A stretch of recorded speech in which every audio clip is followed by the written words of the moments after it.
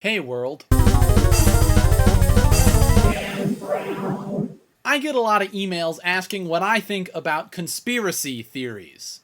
So I'm going to talk about them right now. So what is a conspiracy theory? Well, basically, a conspiracy theory is a theory that suggests the official account of a major world event is a sham. Roswell, the Federal Reserve, 9/11, JFK, RFK, Pearl Harbor, you name it. Take any event in history ever, and you're bound to find numerous claims that the official account of what happened wasn't actually what happened. Let's take 9/11, for example. Conspiracy theories about the events of September 11th, 2001 are particularly prevalent today because of how recent those horrible events happened and because of how relevant those events are to today's international relations. In a nutshell, while the official story is that radical Islamic terrorists hijacked 4 US jetliners, crashed them into the World Trade Center and the Pentagon because of their hatred towards America, conspiracy theorists would say that the attacks were actually orchestrated by the US government as precedents for what we now know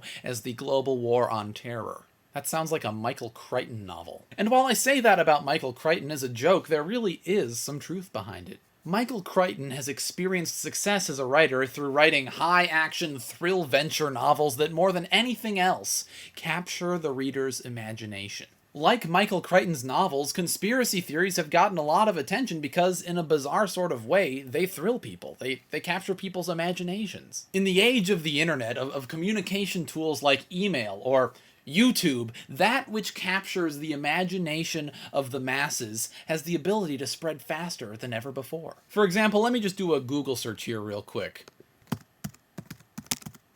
Okay, 7.9 million search results for conspiracy theories. But anyway, let me just be blunt here. Conspiracy theories are generally bogus. Now, conspiracy theories normally start off as completely legitimate questions. Someone sees an aspect of an issue or of an event that doesn't appear to them fully accounted for, and they raise a question. What happens, though, is if a question goes unanswered, people tend to fill in the blanks themselves. Understanding that humans are skeptical by nature, it makes sense that when filling in the blanks on an unanswered question, people tend to choose what is sinister over what is realistic. Now, while an assumption by itself is generally not too damaging, what happens is that other assumptions are made based off of the original assumption. When you get to the point where you are dealing with an assumption made off of an assumption, made off of an assumption, made off of an assumption, etc., then you are dealing with a full-fledged conspiracy theory. This isn't to say that we shouldn't question our government. I mean, it is critically important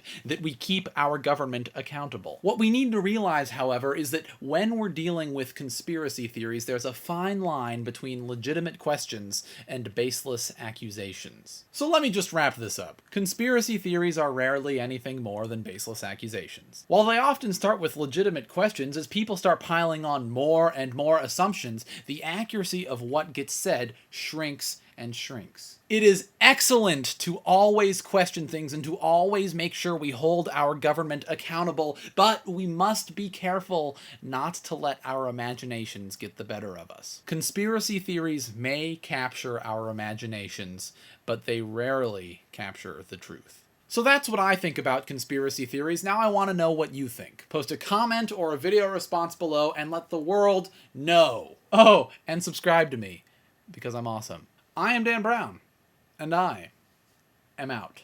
If you like what you just saw, if Dan put you in a state of awe, subscribe to him and click the orange button. It really means something. If you do that, that'd be really cool.